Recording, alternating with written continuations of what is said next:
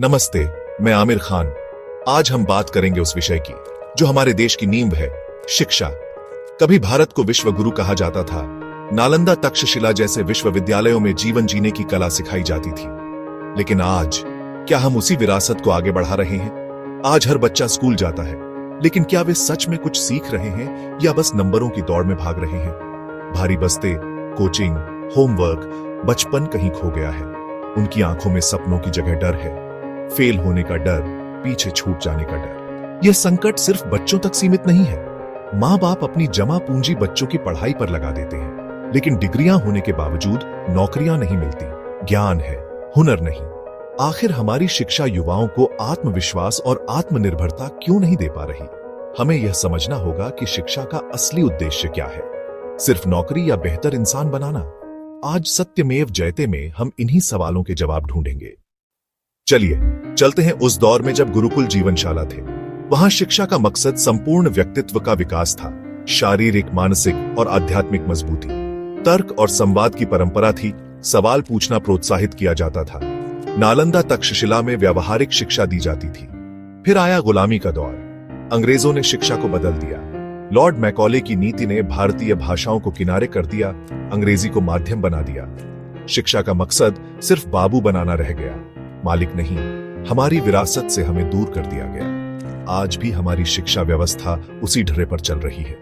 परीक्षा, नंबर, रट्टा, यही केंद्र बिंदु है। रचनात्मकता और मौलिक सोच के लिए कोई जगह नहीं।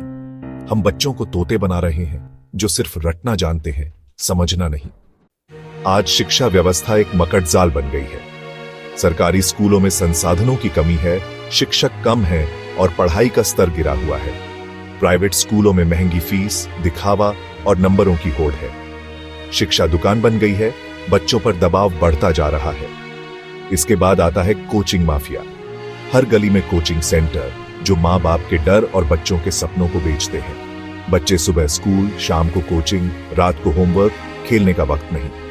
कोटा जैसे शहरों में बच्चों पर इतना दबाव है कि वे टूट जाते हैं। हम बच्चों को सफलता की अंधी दौड़ में धकेल रहे हैं, उनका बचपन छीन रहे हैं। यह व्यवस्था बच्चों को मशीन बना रही है, इंसान नहीं। इस संकट की जड़ है शिक्षकों की गुणवत्ता। आज शिक्षण पेशा आखिरी विकल्प बन गया है। भर्ती में भ्रष्टाचार है। हमारे पाठ्यक्रम दशकों पुराने हैं, बच्चों में जिज्ञासा जगाने के बजाय बोर करते हैं। राजनीतिक हस्तक्षेप से इतिहास भी बदल जाता है। युवा डिग्रियों का बंडल लेकर घूम रहे हैं, लेकिन हुनर नहीं है। सैद्धांतिक ज्ञान है, व्यावहारिक कौशल नहीं। इंजीनियरिंग या एमबीए की डिग्री के बावजूद असल दुनिया में डर और असमर्थता है।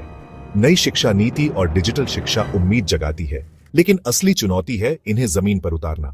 डिजिटल डिवाइड अमीर गरीब की खाई बढ़ा सकता है। नीति अच्छी है, लेकिन चुनौतियां भी बड़ी हैं। क्या इस अंधेरे में रोशनी है? हाँ, अगर हम सोच बदले। शिक्षा का मकसद सिर्फ नौकरी नहीं, बेहतर इंसान बनाना है। बच्चों में रचनात्मकता, आलोचनात्मक सोच और आत्मविश्वास जगाना होगा। सफलता का पैमाना नंबर नहीं, खुशी और आत्मविश्वास होना चाहिए। शिक्षकों की गरिमा लौटानी होगी। चयन प्रक्रिया पारदर्शी और योग्यता आधारित हो, उन्हें सम्मान और अच्छा माहौल मिले। सरकारी स्कूलों का ढांचा सुधारना होगा ताकि वे प्राइवेट स्कूलों की बराबरी कर सकें। रट्टाफिकेशन की जगह रचनात्मकता, कला, खेल और व्यावसायिक शिक्षा को महत्व देना होगा। परीक्षा प्रणाली में सुधार जरूरी है। कोचिंग माफिया पर लगाम लगे, स्कूलों में ही गुणवत्तापूर्ण शिक्षा मिले। शिक्षा सिर्फ सरकार या स्कूल की जिम्मेदारी नहीं, हम सबकी है। बच्चों को अपनी राह चुनने की आजादी दें। जब सोच बदलेगी, देश बदलेगा। जय हिंद।